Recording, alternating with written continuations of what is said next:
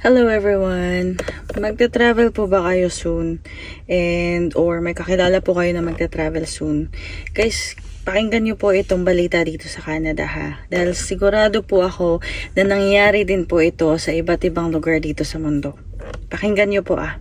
Innocent passengers traveling out of some Canadian airports are getting caught up in a drug trafficking scheme because of switched luggage tags. Nakakatakot, nakakabahala kasi syempre wala tayong kamuwang-muwang, magche-check-in lang tayo tapos niisip natin makikita natin yung mga check-in bags natin sa final destination.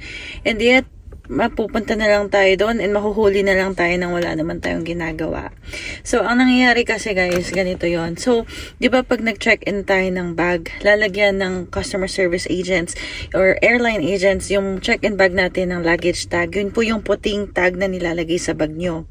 Ngayon, pag nakuha na po nila yon, syempre pupunta yun sa carousel papunta yun sa may mga area or sa hold na tinatawag kung saan doon po nila sinusort out lahat ng check-in bag para mailagay sa specific aircrafts, no, kung saan man yung destination po ninyo.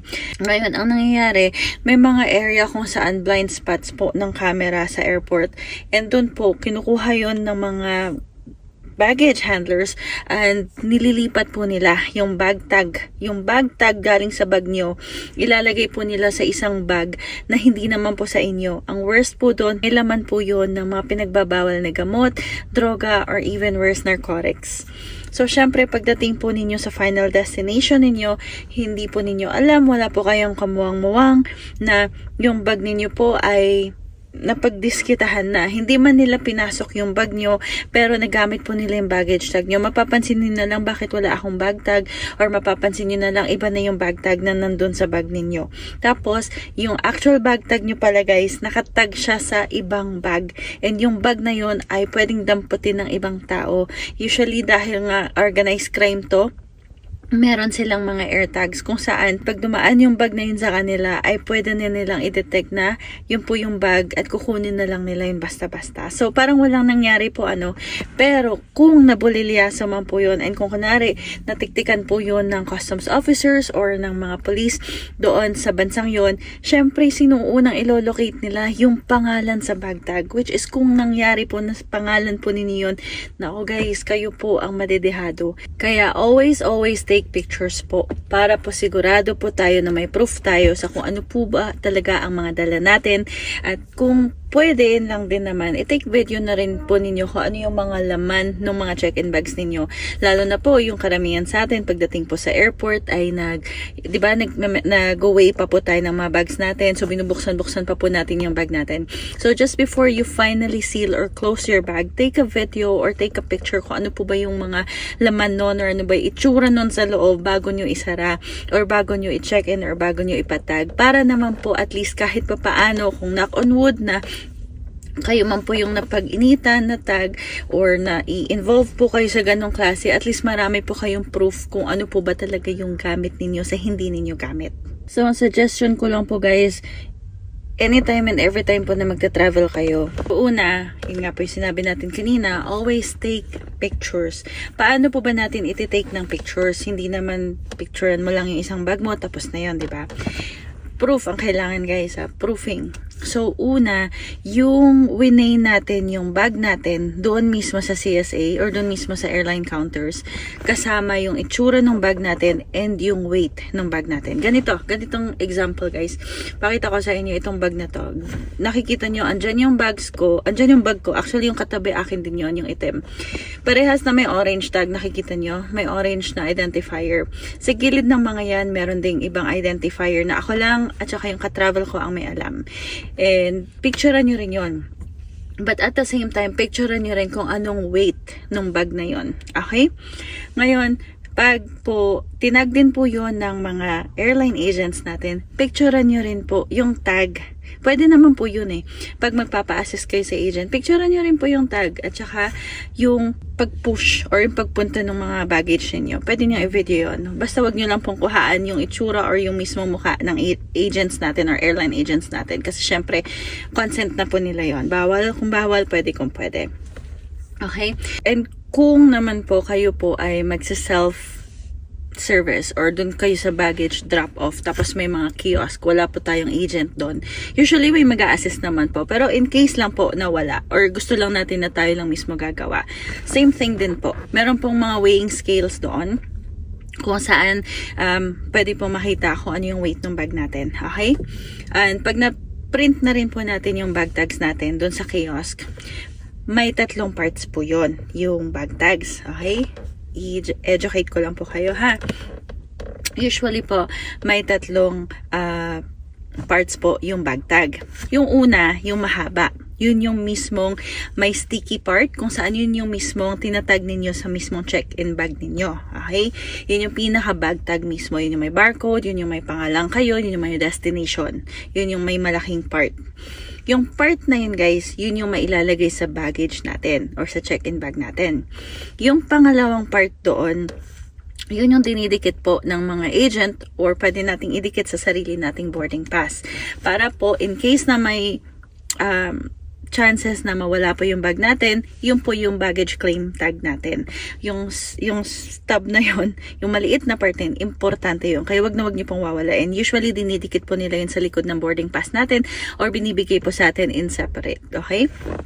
Yun po ay proof na yung bag na yun ay sa atin. Alright? And may pangatlong part guys, yung maliliit na parang may pangalan din tayo. May maliliit na stickers din doon na kung saan may pangalan tayo. Yun po guys, katulad na lang nito, itong picture na to, pwede nyo pong tanggalin yun sa tag na yun. And idikit nyo po yun sa mismong maleta ninyo. Idikit nyo po yun sa lugar na hindi basta-basta natatanggal. Pwedeng sa ilalim. Kung saan po yung yung basta hindi siya pwedeng mabilis ma-peel off. 3 po yun. Ewan ko kung ano sa ibang airlines. Pero usually, standard 3. At least 2, 3, ganon. Since ganito nga po yung nangyayari, yung isa, at least ilagay ninyo sa mismong bag ninyo. Sa labas, sa ilalim, sa gilid, somewhere flat na surface. Yung pangalawa po guys, idikit nyo sa loob. Sa loob ng baggage ninyo.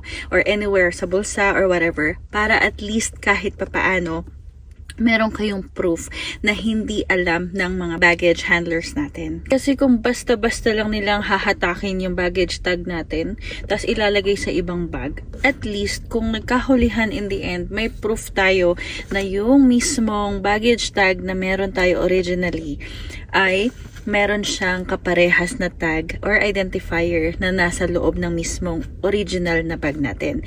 Which proves na hindi sa atin yung bag na yon na may lamang bawal na gamot. In the end, mapoprove natin kaagad sa customs officers or sa policeman sa destination natin na hindi nga sa atin po yung bag na peke na yon na pinaglagyan nila ng droga.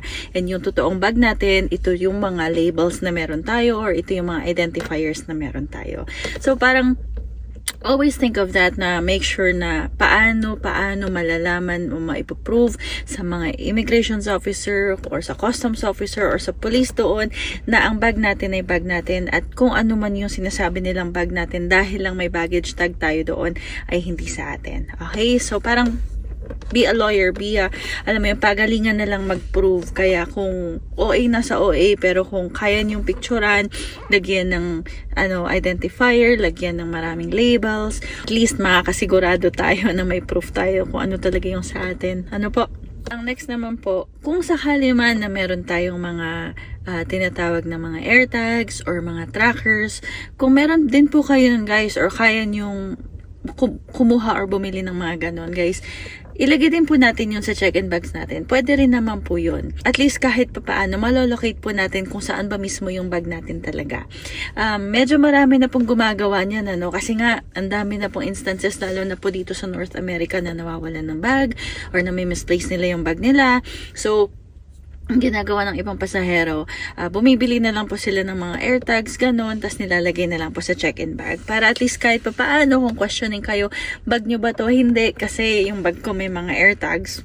Diba? Pwede din natin gamitin yun na rason or proof na hindi sa atin kung ano yung sinasabi nilang bag daw natin kung hindi naman talaga. And lastly, once we get to the destination, and napansin nyo po guys na may anomalyang nangyari sa bagahe ninyo, please do not touch any other bag other than yours. Okay?